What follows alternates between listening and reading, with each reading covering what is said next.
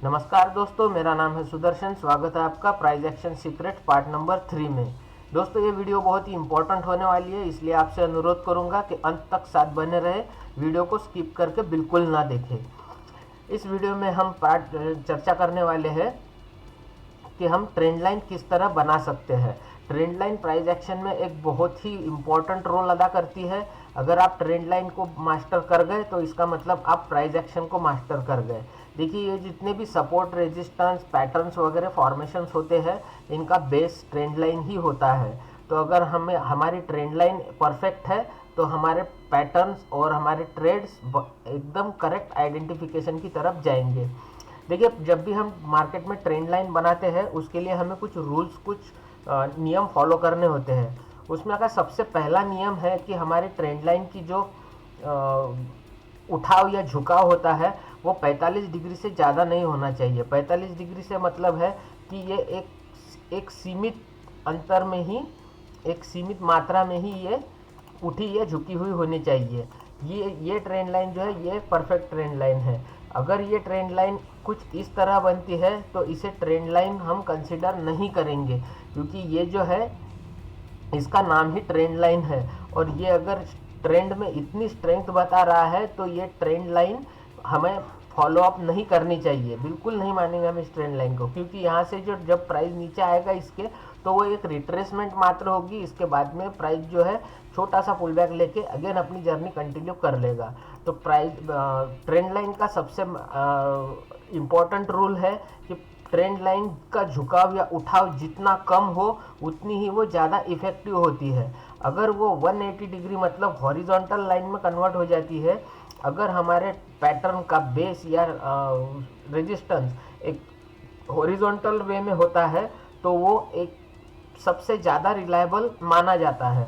इस केस में हम देख सकते हैं यहाँ पे हमें डबल बॉटम पैटर्न का एक फॉर्मेशन होते हुए दिखाई दे रहा है, और जिसका रेजिस्टेंस हमें ऊपर ये ट्रेंड लाइन जो है एक हॉरिजॉन्टल लाइन के रूप में हमें मिलती है।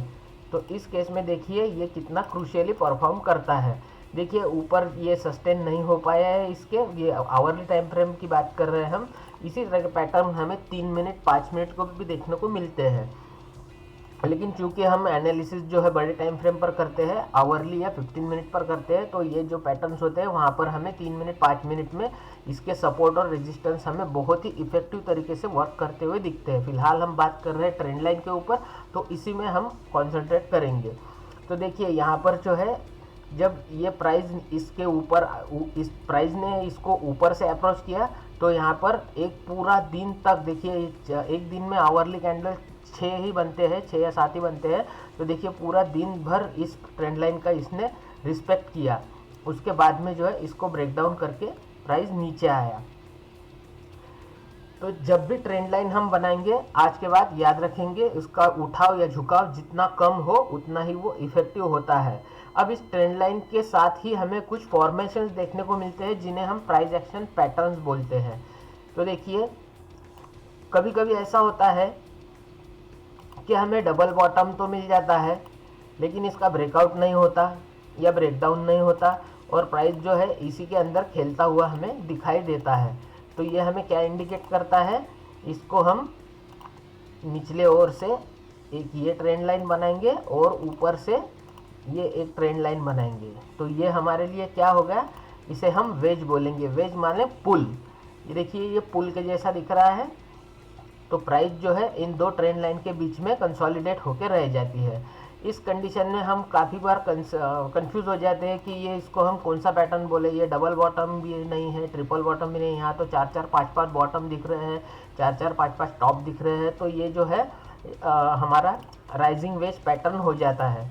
इसी तरह जो है हमारा एक फॉलिंग वेज पैटर्न बनता है, जिसमें एक ट्रेंड लाइन इस तरह ऊपर से आती है और एक ट्रेंड लाइन इसको नीचे से सपोर्ट करती है। तो ये हो गया हमारा फॉलिंग वेज, और प्राइस जो है इसके बीच में कंसोलिडेट करते हुए रह जाता है। तो ये जो पैटर्न है ये दो ट्रेंड लाइन के द्वारा फॉर्म हुए, किए गए हुए पैटर्न है। तो इसको हम बोलेंगे फॉलिंग वेज, इसको बोलेंगे राइजिंग वेज। इसका जो है ब्रेकआउट ऊपर की ओर होने की संभावना होती है और इसका जो है ब्रेकडाउन नीचे की ओर संभावना होती है इसमें, क्योंकि जो है राइजिंग वेज हमें एक वीक अप ट्रेंड इंडिकेट करता है। देखिए प्राइस ऊपर तो जा रही है लेकिन बायर्स को बहुत दिक्कत का सामना करना पड़ रहा है, क्योंकि लगातार सेलिंग आ रही है, लगातार सेलिंग आ रही है, लगातार सेलिंग आ रही है। तो एक अप ट्रेंड तो है लेकिन वीक अप ट्रेंड है। अब वीक अप ट्रेंड का जब ब्रेकडाउन होगा तो यहाँ पर बीच में जितना भी ये लोड यहाँ पर फंस चुका है इसको अनलोड होना पड़ेगा। तो जब ये अनलोड होगा तब ये एन पैटर्न बनाने के बाद ये जब नीचे आएगा तो ये पूरा जो लोड इसमें जमा होगा ये पूरा अनलोड हो जाएगा। उसी तरह से ये जो पैटर्न है इसको हम फॉलिंग वेज बोलते हैं। फॉलिंग वेज हमें एक वीक डाउन ट्रेंड इंडिकेट करता है। मतलब यहाँ पर सेलिंग तो हो रही है लेकिन नीचे बायर इतने मजबूती के साथ खड़े हैं कि वो प्राइस को नीचे की ओर पुश नहीं होने दे रहे हैं। वो लगातार प्राइस को पुल कर रहे हैं, लगातार प्राइस को पुल कर रहे हैं। देखिए, और इसी तरह जब सेलर्स का जो है अपना पोटेंशियल ख़त्म हो जाता है तो जो यहाँ पर अंदर ये जो लोड जमा होता है ये अपलोड हो जाता है, यहाँ पर डाउनलोड होता है, यहाँ पर अपलोड होता है। तो इस तरह से ये दो पैटर्न हमें देखने को मिलते हैं। ये पैटर्न है क्या? और कुछ नहीं, ये सिर्फ दो ट्रेंड लाइन का फॉर्मेशन है। दो ट्रेंड लाइन के बीच में फंसी हुई प्राइस कंसोलिडेट जब कर रही होती है उसके बाद में जो प्राइस का रिलीज मूवमेंट होता है वो इस तरह से होता है। अब चलिए इसी में एक और हम एडिशन देखेंगे, ascending triangle and descending triangle. इसी तरह से असेंडिंग और डिसेंडिंग ट्रायंगल होते हैं, लेकिन चूंकि इसमें फर्क मामूली होता है। देखिए इसमें जो होता है ये ट्रेंड लाइन जो होती है ये हॉरिजॉन्टल नहीं होती है। देखिए इसमें भी ट्रेंड लाइन हॉरिजॉन्टल नहीं है, इसमें भी हॉरिजॉन्टल नहीं है, लेकिन जो है असेंडिंग और डिसेंडिंग ट्रायंगल में हमें हॉरिजॉन्टल लाइन देखने को मिलती है। इस तरह से कुछ असेंडिंग ट्रायंगल होता है और इस तरह से कुछ डिसेंडिंग ट्रायंगल होता है। इसमें जो है हमें प्राइस जो है ऊपर एक हॉरिजॉन्टल रेजिस्टेंस से टकराकर लगातार नीचे की ओर आती है, लेकिन नीचे की ओर क्योंकि बायर मौजूद रहते हैं इसमें, तो बायर नीचे प्राइस को जाने नहीं देते और ये इसको ऊपर की ओर उठाकर लेकर चलते हैं।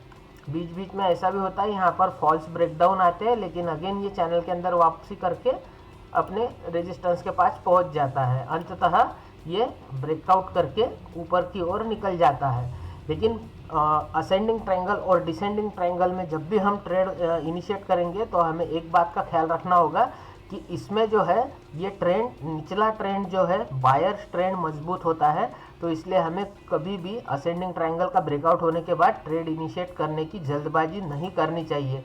इसको रिट्रेस होने देना चाहिए और इस ट्रेंड लाइन के करीब हमें ट्रेड इनिशिएट करना चाहिए। देन अगेन इसका ब्रेकआउट तो ऑलरेडी हो चुका है, अभी ये नीचे सिर्फ इस ट्रेंड लाइन को टेस्ट करने के लिए आया हुआ होता है और यहाँ पर जब हम ट्रेड बनाते हैं तो हमारा स्टॉप लॉस बहुत छोटा होता है और हमें अगले टारगेट देखने को मिलते हैं। छोटा stop loss in the sense कितना स्टॉप लॉस होता है, हमें प्रीवियस स्विंग लो का स्टॉप लॉस फॉलो करके चलना होता है। इस केस में हमारा स्टॉप लॉस जो होता है यहाँ पर ये हमने फॉल्स ब्रेकडाउन यहाँ पर इंडिकेट किया था, इसलिए हम इसका पकड़ के चलेंगे। या फिर अगर इस तरह का कुछ ये पैटर्न बनता है तो हम ये स्टॉप लॉस इसका प्रीवियस स्विंग लो ही पकड़कर चलेंगे। तो यहाँ पर हमारा छोटा सा स्टॉप लॉस बनता है और हमें बड़े टारगेट यहाँ पर देखने को मिलते हैं, क्योंकि ये कंसोलिडेशन के बाद प्राइस का मूवमेंट बड़ा होता है। इसमें जो है पुल बैक छोटे होते हैं और मूवमेंट बड़े होते हैं। इसी तरह से जब डिसेंडिंग ट्रायंगल में प्राइस फंसा हुआ होता है तो इस सिचुएशन में हम क्या करेंगे, इसका ब्रेकआउट होने के बाद भी हम ट्रेड इनिशिएट करने की जल्दबाजी नहीं करेंगे, क्योंकि बहुत बार ये चैनल के अंदर वापस आता है और अपने सपोर्ट को टेस्ट करके फिर ऊपर की ओर निकलता है। तो इस केस में भी हमें यहीं ट्रेड इनिशिएट करना है। हमें ब्रेकआउट का जल्दबाजी ब्रेकआउट के साथ जल्दबाजी से ट्रेड इनिशिएट नहीं करना है, इसको रिट्रेस होने देना है, उसके बाद ही हम ट्रेड कुछ इनिशिएट करेंगे। अब देखिए आपको एक और इसमें सीक्रेट की बात बताता हूँ। जब भी असेंडिंग ट्रायंगल, डिसेंडिंग ट्रायंगल या राइजिंग वेज, फॉलिंग वेज आपको गैप अप या गैप डाउन के बाद देखने को मिले, मान लीजिए प्राइस गैप अप ओपन हुआ है, इस तरह से कुछ पिछले दिन का ग्राफ यहाँ चल रहा था, और यहाँ पर जो है प्राइस ने क्लोजिंग दी और नेक्स्ट डे अगर हमें गैप अप देखने को मिलता है और गैप अप के साथ हमें ऊपर कुछ इस तरह सा फॉलिंग वेज या राइजिंग वेज या कुछ भी पैटर्न हमें देखने को मिलता है या असेंडिंग ट्रायंगल डिसेंडिंग ट्रायंगल कुछ भी देखने को मिलता है, तो इस केस में अगर इसका ब्रेकआउट हमें ऊपर की ओर मिले और साथ ही ऑप्शन चेन में इसके कंफर्मेशन मिले। ऑप्शन चेन में कंफर्मेशन किस तरह देखे जाते हैं इसलिए हमने पीसीआर की वीडियो भी बना दी है, वो भी आप देख सकते हैं, डिस्क्रिप्शन में आपको लिंक मिल जाएगा। तो इस केस में क्या होता है कि ये केवल असेंडिंग डिसेंडिंग पैटर्न या फिर ये राइजिंग वेज फॉलिंग वेज ना रह के ये कन्वर्ट हो जाता है फ्लैग एंड पोल में। फ्लैग एंड पोल का मतलब होता है झंडा और डंडा, झंडे का डंडा। तो यहाँ से जब इसका ब्रेकआउट होता है तो इस यहाँ से जो पिछला जो क्लोज होता है वहाँ से लेकर हम एक जो दूसरे दिन का जो हाई रहेगा वहाँ तक हम एक लाइन ड्रॉ कर लेंगे और जब इसका ब्रेकआउट हमें ऊपर की ओर मिल जाएगा तो इस डंडे के बराबर टारगेट हमें देखने को मिलता है। लेकिन ये डंडा जो है हमें इस ट्रेंड लाइन के ऊपर नहीं रखना है, इस डंडे को हमें इस ट्रेंड लाइन पर इसके सपोर्ट पर रखना है। यहाँ से इसका कैलकुलेट मेजर हमें यहाँ से इसको कैलकुलेट करना है। तो इस तरह से ये गैप अप और गैप डाउन में बहुत ही इफ़ेक्टिवली वर्क करते हैं। इसी तरह ये गैप डाउन में भी परफॉर्म करते हैं। मान लीजिए प्राइस गैप डाउन ओपन हो गई और सस्टेन भी हो गई, तो सस्टेन होने के बाद में क्या होता है कि हम इसी तरह से क्लोज के साथ इसको मैच कर लेंगे और इसका जो नीचे सपोर्ट बना हुआ है हम इसको यहाँ से मिला देंगे। तो ये क्या हो गया, उल्टा झंडा हो गया। ये उल्टा झंडा और उल्टा डंडा मतलब inverse pole and flag pattern. ये कुछ नहीं होते पैटर्न वगैरह, ये सिर्फ हमारे ट्रेंड लाइन और प्राइस कंसोलिडेशन का फॉर्मेशन होता है। तो इसलिए आप ट्रेंड लाइन मास्टर कीजिए, आप फुल प्राइस एक्शन के मास्टर हो जाएंगे।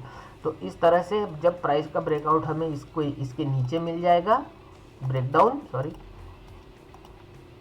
इस तरह से जब हमें प्राइस का ब्रेकडाउन इसके नीचे मिल जाएगा और इसको हम इस तरह से ट्रेड करेंगे, या तो आप एन पैटर्न ट्रेड कीजिए या फिर इसके ऊपर का स्टॉप लॉस लगा के आप ट्रेड कीजिए।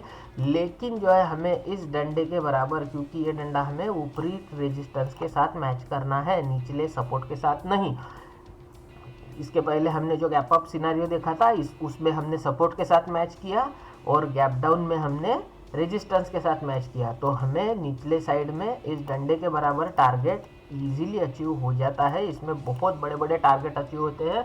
अगर आप ऑप्शन बायर है तो कैपिटल बूमिंग के लिए आपको ये ऐसे अवसर छोड़ने नहीं चाहिए। इसी के लिए हम घात लगा के बैठे होते हैं। ऑप्शन बायर का मकसद ही होता है घात लगा कर बैठना। ऑप्शन बायर रोज ट्रेड नहीं करता, जब भी कभी इस तरह के मौके दिखते हैं तब हमें चूकना नहीं चाहिए। तो उम्मीद करता हूँ कि ट्रेंड लाइन का टॉपिक आपको पूरी तरह से समझा पाया हूँ। अगर किसी भी तरह की कुछ भी संदेह परेशानी रहती है तो आप कमेंट कीजिए। वीडियो की जानकारी अच्छी लगी हो तो लाइक कीजिए, शेयर कीजिए, सब्सक्राइब कीजिए और मिलते हैं किसी नेक्स्ट वीडियो में। तब तक के लिए धन्यवाद।